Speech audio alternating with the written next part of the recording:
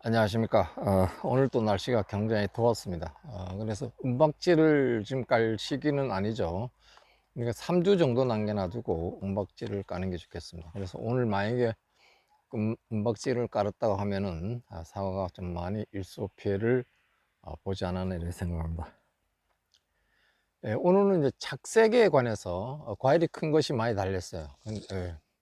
한 나무에 한 10개씩 12개 정도 달렸으면 뭐 많이 달렸다 저는 이렇게 생각합니다. 착색을 내기 위해서는 이제 어떻게 해야 되느냐.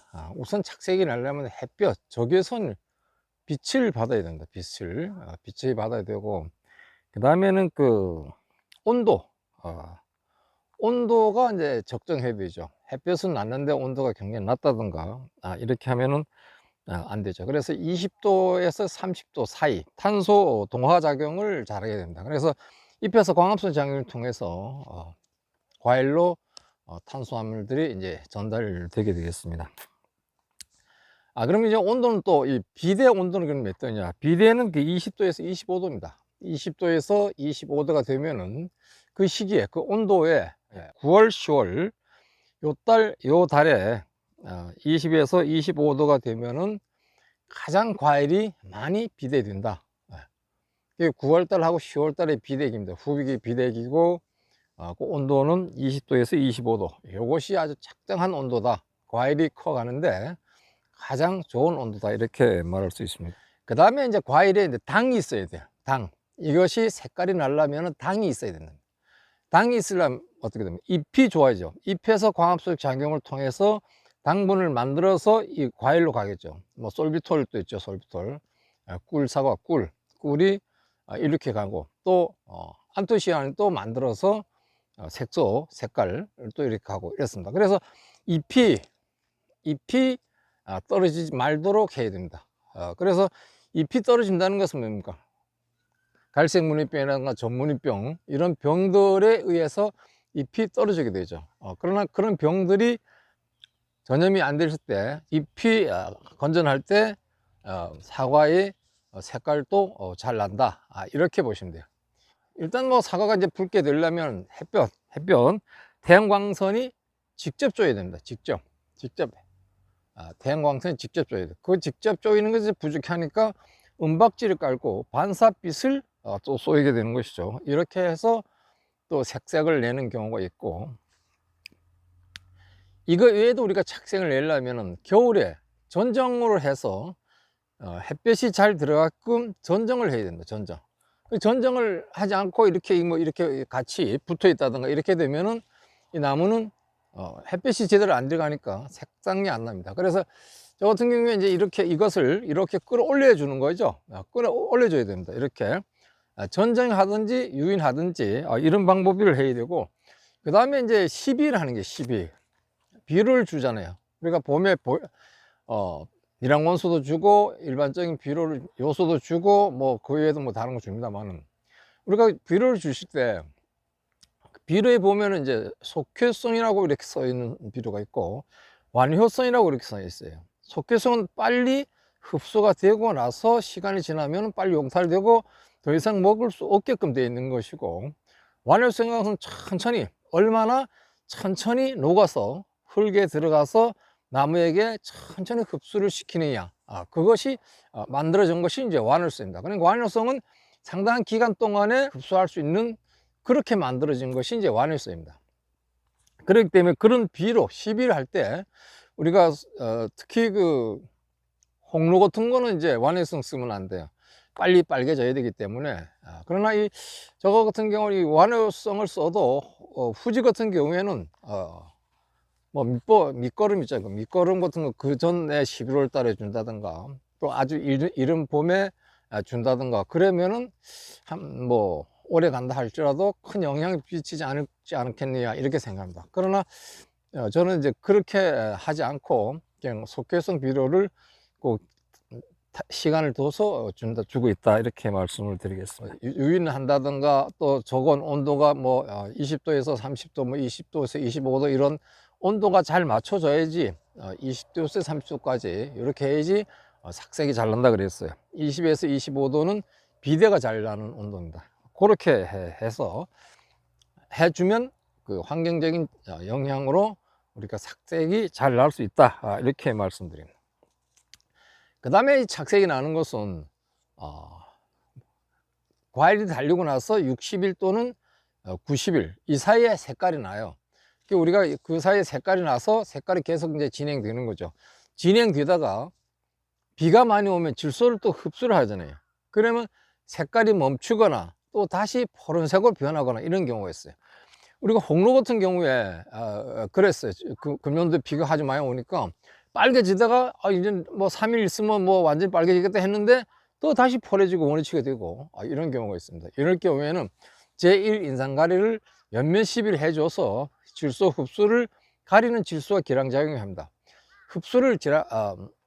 질소를 흡수를 못하도록 해줘야 된다. 인산가리를 연면 시비 해주는 것이 좋다 이렇게 말씀드리고, 이제 며칠 후에도 이제 뭐 비가 얼마큼 오는지 모르는데 온다 그랬어요. 만약에 온다고 하면은 제1 인산가리를 연면 시비 1.5 물 500리터에 1.5 리터를 넣어서 인산가리를 녹여서 연면 시비를 하면은 색상이 계속 붉게 진행될 것이다. 이렇게 봅니다. 그 다음에 그렇지 않아도 이제 인산가리를 연면 시비를 하는데, 인산가리는 한 35일, 수확 35일 정도 또는 이제 뭐 8주, 7, 8, 56, 그럼 56일에서 그러니까 7주 또는 이제 8주 그 안쪽에 남겨놔두고 제1 인산가리를 연면 시비해 주는 게 좋다. 인산은 뭡니까? 인산은 꽃눈을 분화를 촉진시키고 또 과일 비대에도 촉진시키고 여러 가지 과일이 나무가 자라는 데 있어서 그 시기별로 힘과 에너지를 주는 것이 인입니다. 그러니까 과일의 비대 시기는 비대를 촉진시켜 주는 것이고, 색깔이 날 때는 색깔을 촉진시켜 준다. 인이 그렇게 되기 때문에 가리는 숫기를 조절합니다. 다시 말해서 질소를 많이 먹는 것을 못 먹게 하고 또 수분을 조절해 주고 또 뿌리를 좀 좋게 해 주는 것이 가리다 이게.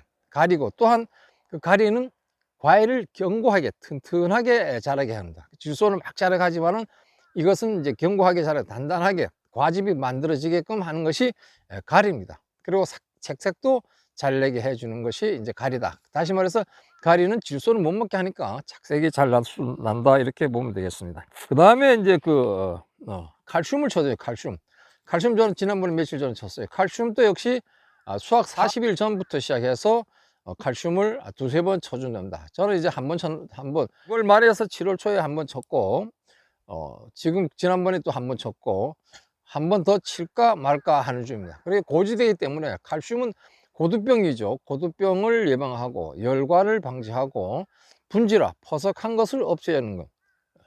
그 다음에 솔비톨, 다시 말해서 꿀사과를 예방하는 것이 칼슘입니다. 그러니까 칼슘은 원뜻은 세포와 세포 사이에 있는 팩틴이라는 물질을 꽉 잡아주는 그런 역할을 하기 때문에 과일이 단단해져. 단단하다는 것은 뭡니까? 저장성을 오래 갈 수 있다. 오래 갈 수 있는, 저장을 오래 할 수 있게끔 해주는 것이 칼슘이다. 이렇게 보면 돼요. 그래서 칼슘을 우리가 수확기 돼서 쳐줍니다. 초산 칼슘을 쳐도 되고 염화 칼슘을, 순산 칼슘이 필요하기 때문에 칼슘을 쳐준다. 염화 칼슘을 1.5리터 해서 저는 살포를 했고 한 번 더 할 수가 있고 뭐 더 안 해도 그 다음에 저는 뭐 착색제를 안 치는데 어떻게 날씨의 변화에 따라서 칠까 말까 하면서 사다 놓긴 사다 놨어요. 그런데 안 칠 예정으로 이제 지금 현재 생각을 하고 있어요. 그냥 해도 잘 은박지를 깔고 색깔을 내면은 과일 또 잎따기 이런 것도 안 해주고 저는 전부 다 100% 개인으로 이제 직송 판매를 하고 있습니다. 그래서 과일이 어떤 것보다도 외부 모양보다도 맛을 최고로 생각하면서 키우고, 과일이 경쟁이 큰 것보다는 이 경쟁이 커요. 사실 과일이 경쟁이 큰 들이 많습니다. 과일 엄청 오래 농사 잘 됐어요 저는. 그러나 그래 큰 것보다도 어느 정도 크면은 됩니다. 왜냐하면 이 큰 거는 그렇게 겨울 사과가 되니까 그렇게 많이 안 나가더라고요. 특별하게 뭐 이제 제사라든가 절 이런 데서 찾아요. 그래 찾는데 저는 뭐 12과 11과 이런 것은 그런 데서 전량 가져가고 있습니다. 그 다음에 이제 착색제를 많이 친다면 너무 일찍 치면 안 돼요. 착색제를 치는 것은 과일이 만들어지고 나서 140일 지난 또는 140일 정도 돼서 요 시기에 쳐야 돼요. 다시 말해서 녹말이 줄어들 때, 전분 생산을 적게 할 때, 그러면 뭐야? 포도당을 만들어주는 거. 포도당이 만들어질 때, 과일을 먹어보면 과일이 달 때, 이게 색깔도 나고 달구나. 이때 쳐줘야 된다. 이때 쳐주면 색깔이 잘 난다. 이게 너무 일찍 쳐주면은 그만큼 효과가 없는 거예요. 그래서 제가 이제 사과를 키우면서 이렇게 저거 생각을 해보니까 그 시기에 우리는 그 비료 같은 거를 그 시기에 줘야 돼요. 과일을 크게 한다든가 펌이나 이런 게 있잖아요. 포르테리아스 이런 거 있는데, 이런 약재들을, 이러한 것을 호르몬 약재들을 칠 때는 과일이 커야 할 세포가 분열을 하는 그런 시기, 지금 친다고는 안 되는 거예요. 그러니까 그런 시기에 우리가 쳐줘서 살포를 해서 과원주가 이제 마음이 좋을 정도로 이렇게 만들어지면 된다, 이렇게 말씀드리고, 지금 인상가리는 아까 얘기는 못했는데, 인상가리를 지금 가리를 치게 되면, 가리는 과일을 크게 한다 그랬죠. 크게 합니다. 그러니까 세포를 팽창을 시켜요. 이 흉으로 팽창을 시키게 되면 이렇게 길어져요. 그래서 지금 과일이 동그랗었는데 지금 요 정도 이쁘게 지금 됐죠. 이쁘게 과일이 아주 이뻐요. 요것은 이제 15가, 요건 12가 정도 됩니다. 330g, 350g 이 정도. 요 정도 된 데서 한 10개만 이렇게 큰 게 나오면 돼요. 그렇게 저는 이제 그렇게 생각하고 있습니다. 그래서 깔약을 치실 때는 그런 시기를 생각해서 140일 전후, 5일 전후 해서 치되, 당분이 만들어졌을 때, 포도당이 만들어졌을 때, 다시 말해서 녹말이라든가 전분이 생산이 적게 하거나 녹말이 줄어들 때 먹어보면 이제 압니다. 그런 게 쎄하거나 또는 녹말 냄새가 나는 거나, 이때는 사실 깔약을 쳐도 큰 효과가 없는 거예요. 그러니까 그때는 좀 있다가 한 5일 정도 있다가 이제는 쳐야 되겠다, 그때 치는 겁니다. 그러니까 이제는 칠 때가 됐죠. 날짜 계산해서 지금 오늘 내일 쳐는 것이 좋겠습니다. 그럼 저는 아직 안 치고 있다, 이렇게 말씀드리고, 근데 그 깔약 칠 때도 2번 내지 3번 정도 이렇게, 어떤 사람은 그 정량 외에도 막 치는 사람이 있어요. 빨리 빨개지라고. 그렇게 한 것은 바람직하지 않다. 약간의 착색을 내려고 하는 그 시기에 조금이라도 깔약을 넣게 되면 더욱더 빨개지려고 할 것이다, 이렇게 말씀을 드리겠습니다. 그 다음에는 이제 우리가 물을 주지 말아야 되죠. 물을. 그러니까 내일 모레 비가 온다 하는데, 저는 지금 물 주는 게 고장 나 가지고 지금 물을 안 주고 있는데, 일단 이래 갖고 있다가 내일 모레 비가 온다 하니까 3일 후에 비가 좀 온답니다. 그 비로 이제 끝내는 거죠. 그 비로 끝내는데, 이 토양이 완전히 모래, 그러니까 사질토, 그러니까 마사 이런 식이면은 물을 조금씩 계속 줘야 돼요. 나무가 바싹 마를 수는 없어요. 그러니까 그런 토양에 대해서 생각을 하고 약간의 촉촉이 젖어 있는 것, 물을 쬐을 때 꽉 물이 나오면 많은 거죠. 쬐을 때 물이 안 나오거나 이렇게 재보면, 흙을 파서 이렇게 들여보면 알아요. 그 느낌을 알 수 있어요. 그 정도 이렇게 펴고, 이때는 가뭄이다, 가뭄이 아니다고 볼 수 있는 거예요. 그래서 물은 약간의 수분이 있는 것이 좋다, 이렇게 말씀드려요. 그래야지 잘 자랄 거 아닙니까? 그렇게 말씀을 드리고, 그리고 물 공급은 3주에 완전히 4주까지는 주더라도 3주부터는 끊는다. 그 다음에는 이제 은박지를 깔잖아요. 은박지들을 보통 바로 밑에 까는데, 바로 밑에 까면 햇볕이 잘못하면 밑에 거 다 이렇게 일소피해로 옵니다. 그러나 중간에 깔게 되면 햇빛이 어디로 가느냐 방향을 보고, 방향 각도에 따라서 햇빛이 우로 이렇게 비춰주죠. 이렇게 갈 수 있도록 하고, 그런 것을 이제 햇볕 방향을 보고 안쪽으로 들어갈 수도 있고, 이 멀리서 1m 정도 나와서도 뛸 수 있고, 50cm 나와서 은박지를 깔 수도 있고, 그렇습니다. 그러니까 권유는 햇볕의 움직이는 방향을 보고 판단하셔 가지고, 이 중간에 깔게 되면 이 거리가 이제 멀리까지 이제 반사빛이 가니까 좋습니다. 이렇게 멀리. 그래서 이 바싹 까는 것보다는 멀리 까는 것이 좋다. 멀리. 그래야지 이 우쪽에 햇빛이 밑으로 올라가기 때문에 멀리 까는 것이 좋다, 이렇게 말씀을 드리겠습니다. 그렇게 이제 하고, 이 시점에서 우리가 주의할 점이 있어요. 뭐 마그네슘 초도 안 되죠. 마그네슘 초도 안 되고, 또 족이 너무 일찍 저격을 해도 안 됩니다. 잎에서 탄수화물 만든다 그랬잖아요. 그래서 과일을 달게 만드는데 잎을 많이 주위에 한 70개 정도는 있어야 돼요. 오로 40개에서 한 70개 정도 있어야 되는데 너무 많이 따게 되면 과일의 단맛이 떨어진다 이거죠. 그래서 그런 것을 고려해서 과도한 저격은 금지다. 조기 저격은 벌써 저격 다 한 데도 있어요. 근데 그거는 내가 생각할 때는 아니다 이거죠. 처음에 할 때는 또 한 개 정도, 한두 개 이렇게 다 있는 게 있어요. 이거는 없네요. 이건 할 필요가 없죠.